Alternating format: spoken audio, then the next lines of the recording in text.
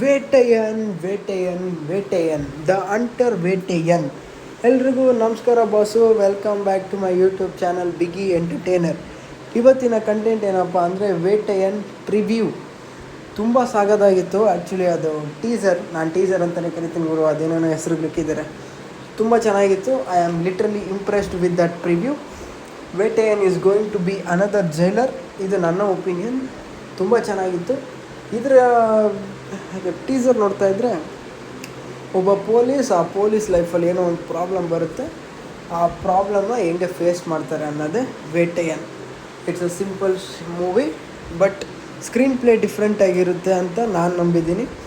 Rajinikanth sir ಸ್ವ್ಯಾಗ್, ಅದ್ರ ಬಗ್ಗೆ ಹೇಳೋದು ಇನ್ನೊಂದು ಮಾತಿಲ್ಲ.